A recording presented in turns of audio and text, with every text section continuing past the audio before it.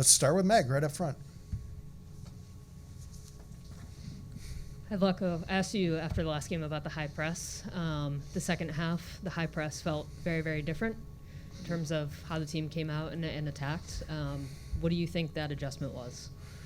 Yeah, so obviously there are a couple of things that changed throughout the game, and that's as a team, when we step up against teams like Germany, obviously there's so many challenges, but also there are challenges for us as coaches, because on the other side, I think Martina is one of the best coaches in the world, and I felt like the whole game was they do something, we adjust, and we do something, they adjust. So it felt like a chess match, and it was great challenge for the players, great challenge for us, and we started slightly different in this game in terms of positioning with our 7 and 11. And at the beginning, they would literally switch and adjust it quick.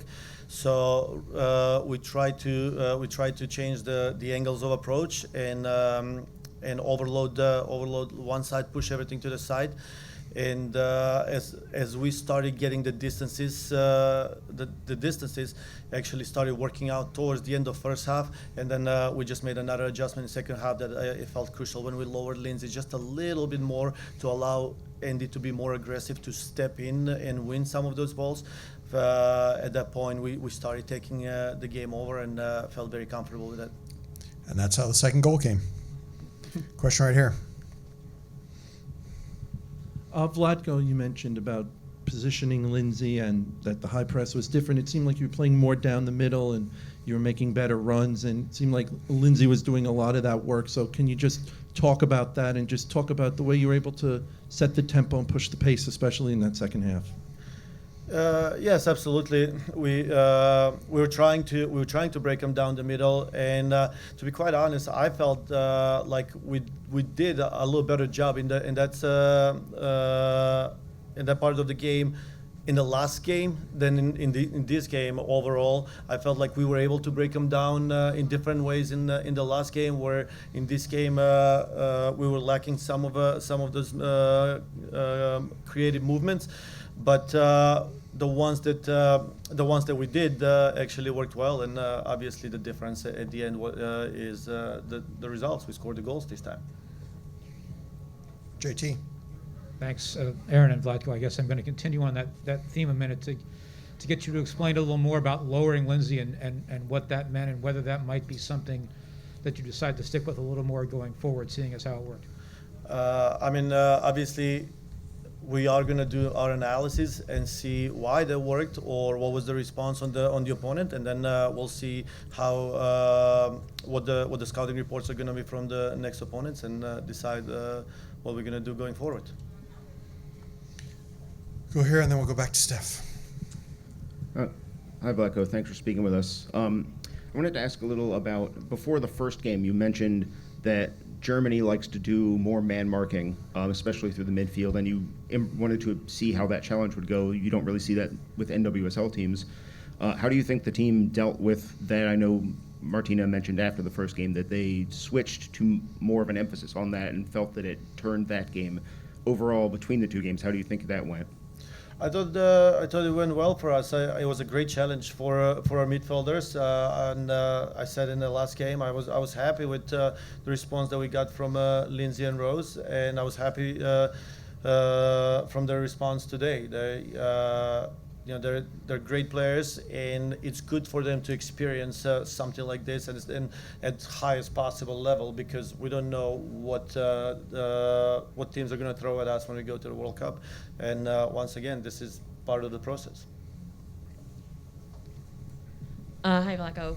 Pretty late in the game, you guys put in Haley Mason. You shifted into that 4-1-4-1 with Korniak Hayes. Just wondering what the thinking was there, and it didn't have the most time to play out, but what's your evaluation of the execution of that? Yes, so it was pretty obvious that they were overloading our right side, so we wanted to put a little more defensive-minded player that can match their speed and physicality. And Haley Mage has experience playing as a wing back, so someone that can play just a little bit higher up the field, and but still play very good defense. So that was the whole idea of just stopping their attacks on that side and kind of shift or what we would say a little bit position a little more diagonal, where Mel was a little bit higher and Haley a little bit lower, which I think it worked okay for us.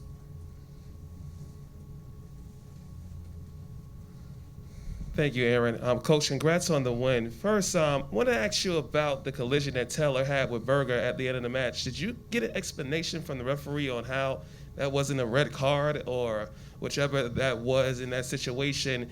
And, your thoughts on seeing Mallory and Sophia, just the work rate that they had and just the constant energy that they exhibited throughout the entire 90 minutes. Thank you.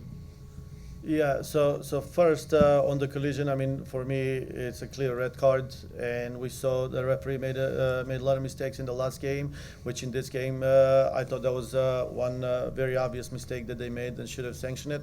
But it is what it is. We understand that sometimes we're going to have to deal with bad calls, and it's part of the process, a preparation process. How we have to be mentally strong to deal with adversity. And in terms of Mel and Soph, I thought they were incredible. It's not just the work rate. I thought that they were creative with their runs, interchanging positions. We saw a couple of times their creativity even in the midfield and finding space and overloading the midfield. So helped us create 4v3, especially when we have a man marking midfield. With a creative run, they were the one that were the overload. Not always worked out the way we did, but at least there was the ideas were good, and now we can build off of it. Go ahead. A couple more. Thank you very much. Coach, first off, thank you for taking the time. For the younger players who got minutes tonight, Naomi and Taylor, what do you think this sort of comeback performance does to their progression at a national team level? And kind of a quick follow-up is, there were a couple youth national team players watching on from the stands, local products like Megan McClellan from Kearney. What do you think this sort of performance does, inspires them a little bit more? What do you think?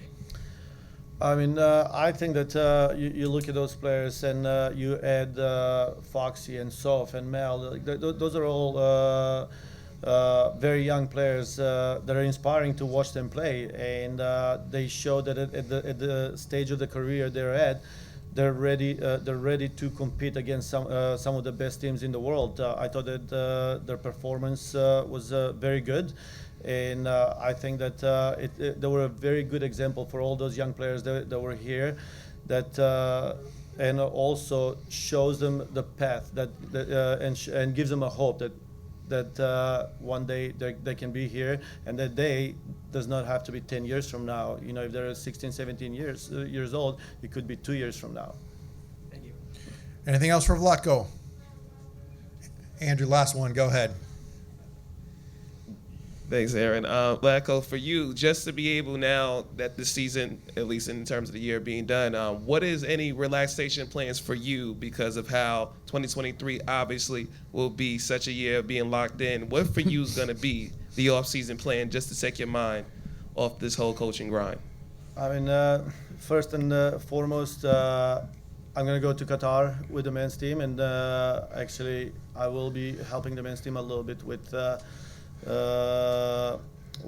some work, and then in the meantime, analysis of the year and see where we at in the process, and what we need to do to get what else we need to do to get ready for the next camp and then for the World Cup.